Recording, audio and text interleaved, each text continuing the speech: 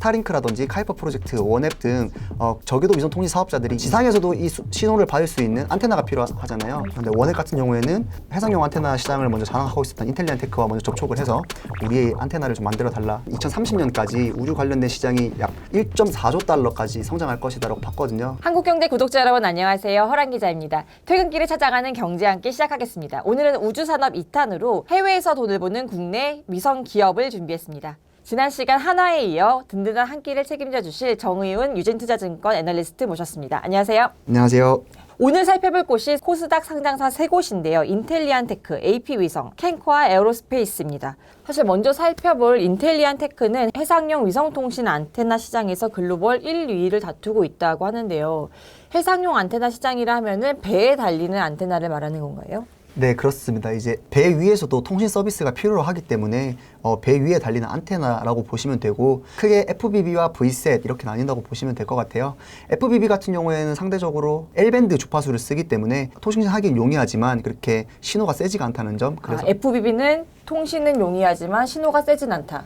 인터넷 서비스나 같은 경우에는 못하고요. 그래서 예를 들면 전화 통신이라든지 이런 부분에 대해서만 FBB를 사용한다고 보시면 돼요. V셋 안테나 시장 같은 경우에는 상대적으로 FBB보다 그러니까 시장에 나온 지가 얼마 안 됐어요. 그래서 아직까지도 FBB는 거의 대부분의 선박들이 사용하고 있는 반면 V셋은 그 침투율이 약 20% 정도밖에 안 됩니다. V셋은 인터넷도 가능한 건가요? 그렇죠. 이제 인터넷 서비스라든지 그런 고차원의 통신 서비스를 제공받을 수 있는 안테나인 거죠. 그 중에서도 인텔리안 테크는 이 V셋 시장을 장악하고 있는 건가요? 네, V셋 해상용 안테나 시장에서 이제 해상용 점유율을 높여가고 있죠. 이 해상용 안테나라는 게 얼마나 시장이 커질까 이런 의구심이 들긴 하거든요. 해상용 안테나, V셋 안테나 기준으로 말씀을 드리면 아직까지 보급률이 20% 이제 채 안 된다라고 보시면 될 것 같아요.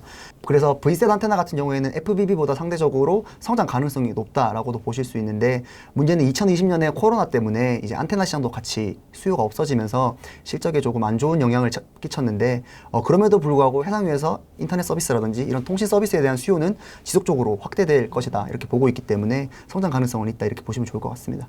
인텔리안 테크는 이 인터넷 배에서 인터넷도 사용하게 해주는 V셋 안테나 시장을 선점했다 이렇게 말씀해 주셨는데, 어떤 회사길래 이 시장을 이렇게 선점할 수 있었을까요? 2010년도에 처음에 이제 해상용 안테나가 FBB 시장에서 V셋 시장으로 막 넘어갈 때 이제 대표이사님께서 이제 이 시장이 이제 돈이 되겠다, 커지겠다라고 이제 직감을 하신 거죠. 그래서 뛰어드셨는데, 최근에는 저궤도 위성 통신이 발달하게 되면서 다시 재조명받고 있는 사업이 되는 거죠. 저궤도 위성통신에서는 이 배 안테나를 꼽는 게 더 중요해져서 그런 거죠.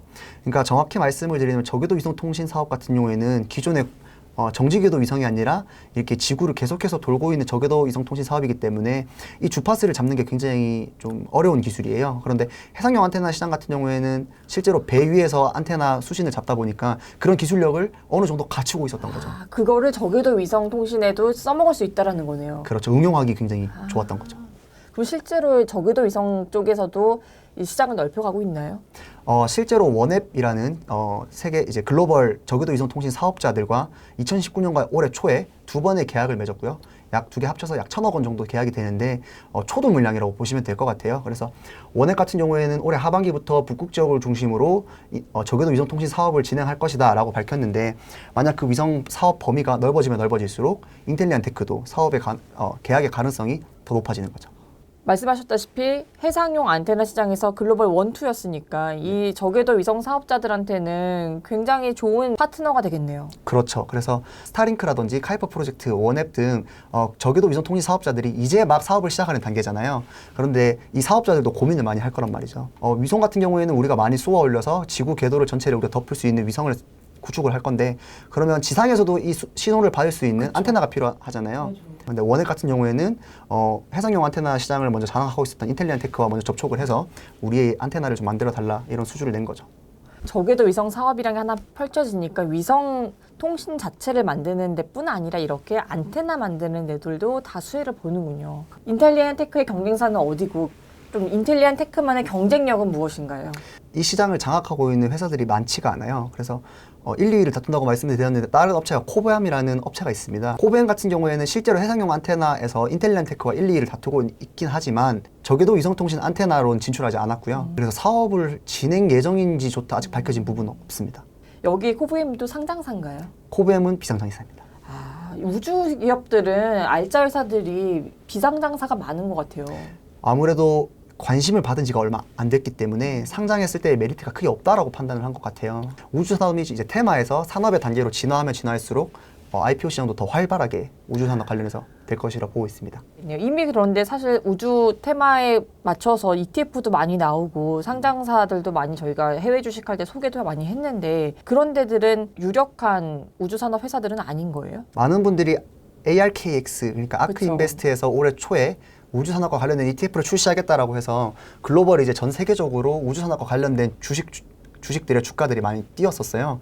그런데 실제로 3월 말에 아크 인베스트가 ETF를 출시하고 나서는 조금 그 부분이 사그라들었는데 가장 큰 이유가 종목 구성을 잘 보시면 이 회사가 우주산업과 관련된 회사 맞아? 라고 의아해하시는 분들이 많으실 거예요. 근데 그럴 수밖에 없었던 이유가 일단 첫 번째로는 실제로 유망한 우주산업 기업 같은 경우에는 상장이 안 돼 있는 경우가 굉장히 많아요. 아니면 실제로 보잉이라든지 로키드 마틴처럼 우주회사야라고 말하기가 좀 애매한 경우가 많거든요. 그래서 방산업체랑 겹치는 부분도 많기 때문에 이 부분에 대해서 ETF를 구성하는데 굉장히 어려운 부분이 많습니다. 그래서 나는 우주산업에 투자를 하고 싶은데 ETF를 투자를 해도 될까요? 라고 물어보시면 직접적인 우주산업과 연관이 크다라고 말씀을 드리기가 힘든다라고 말씀을 드리고 싶어요. 거기에 반해서 인텔리안 테크는 정말 순수하게 해상용 안테나 시장에만 수혜를 보고 있는 그렇죠. 거기에만 노출되어 있는 우주산업 회사다 이렇게 네. 꼽으셨고 해외에서 돈 버는 국내 위성기업 두 번째로는 AP 위성인데요. 네. 어떤 회사인가요?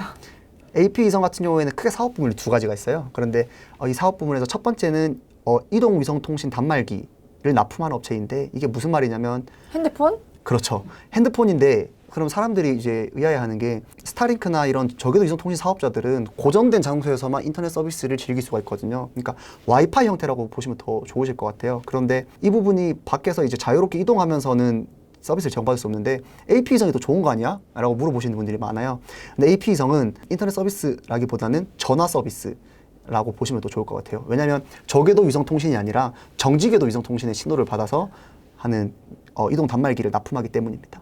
지금 우리 생각하는 스마트폰이 아니라 저 PCS 생각해야 되는 거네요. 그렇죠. 그런데 그럼에도 불구하고 사막이라든지 이런 통신 서비스 지역이 제공이 안 되는 부분들이 있거든요. 근데 그 부분에서도 어쨌든 수요는 있으니까 이 부분에 납품을 한다고 보시면 될 것 같아요. 이 시장은 언젠가는 인터넷으로 대체되는 거 아니에요? 단기간에 대체되기는 굉장히 힘든 실정입니다. 왜냐하면 현재까지도 개발 중인 단계인 게 저궤도 위성 통신을 잡기 위한 안테나 시장이 이제 막 태동하는 단계이기 때문에 이 기술이 휴대폰으로 넘어와 반도체 칩 기술로 넘어와가지고 이제 현재 우리가 가지고 있는 스마트폰처럼 단기간에 그렇게 될 거라고는 어렵게 보고 있습니다. AP 위성은 이동통신 단말기 제조 업체인데 해외에서 주로 돈을 벌고 있다. 아까 말했던 뭐 사막 이런 데서 돈을 버는 건가요?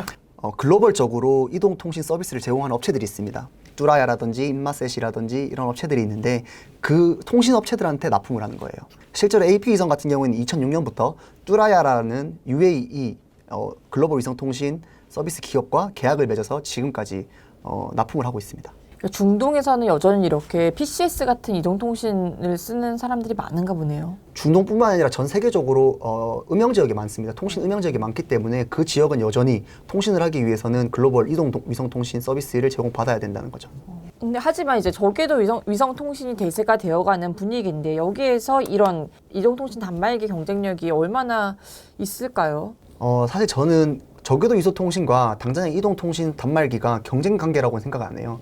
왜냐하면 둘이 타겟하고 있는 시장이 너무 다르기 때문인데 저궤도 위성통신 같은 경우에는 인터넷 음영 지역을 이제 중심으로 고정된 장소에서 인터넷을 사용할 수 있는 서비스를 제공하는 것이고 이동통신 단말기 같은 경우에는 실제로 내가 이동을 하면서 통신 서비스가 필요한 사람들을 위주로 이 서비스가 제공되고 있기 때문에 직접적으로 경쟁 관계이다라고 보기는 힘들고 차후에 이 두 사업 부문이 합쳐지면서 이제 시너지를 낼 수 있지 않을까 이렇게 보고 있습니다.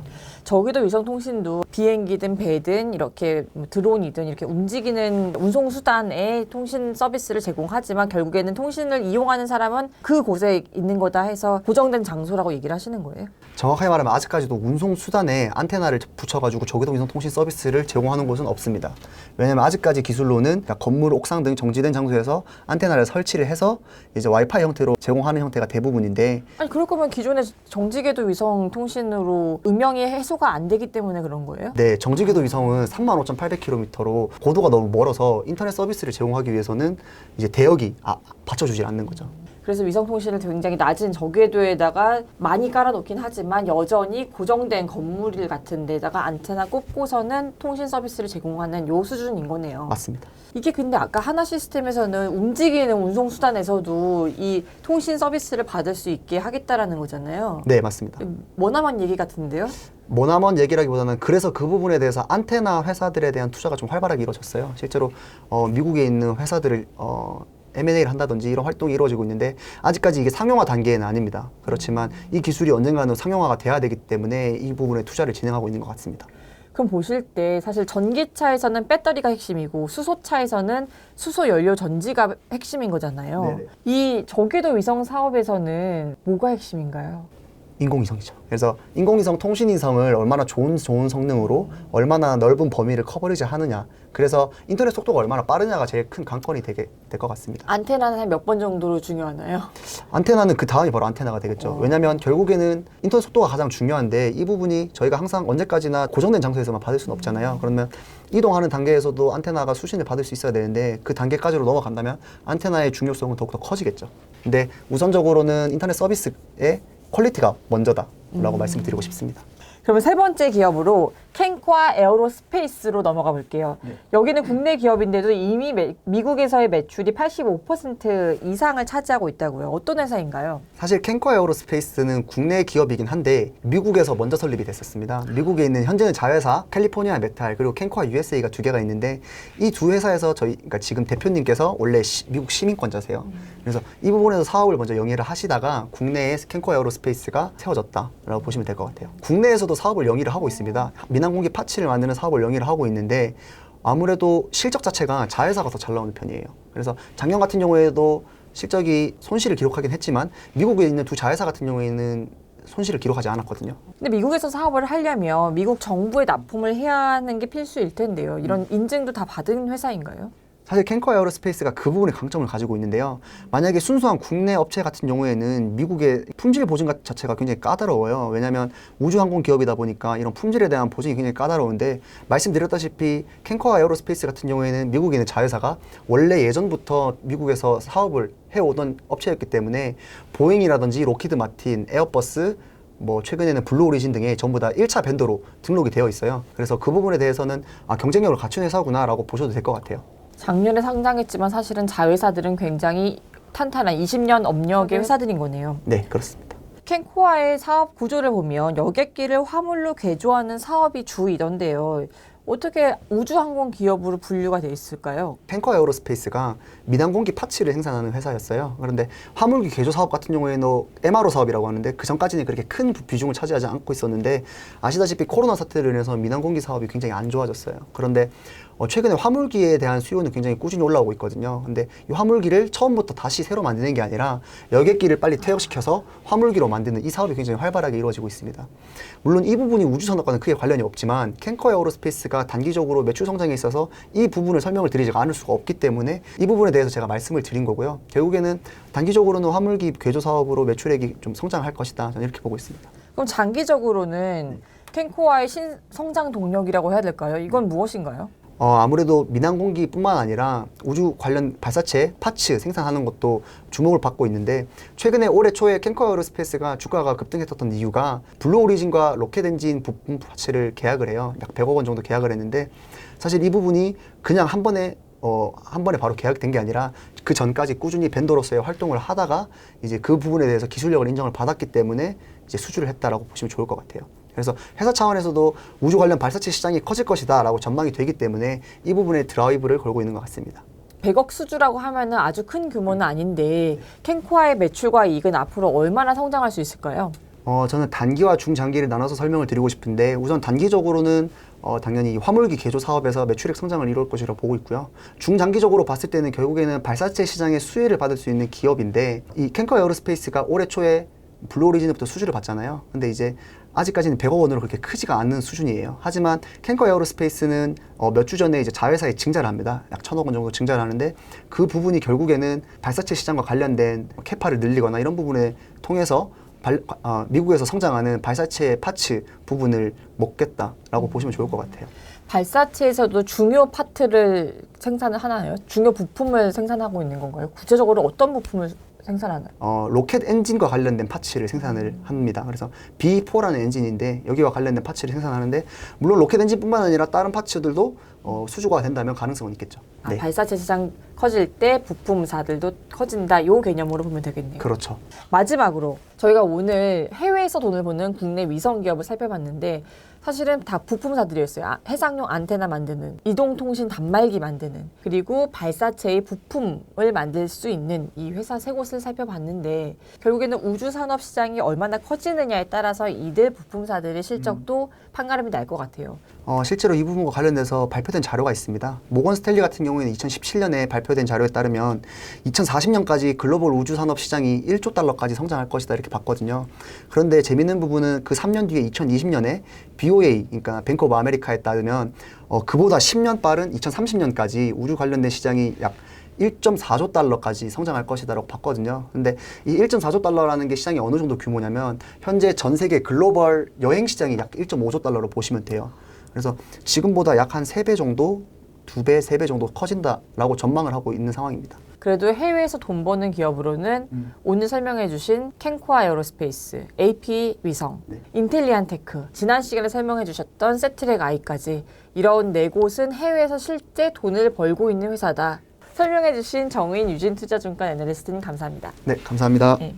구독자님들도 든든한 한 끼 되셨죠? 저는 다음 주 퇴근길에 맛있는 한 끼로 다시 찾아오겠습니다. 감사합니다.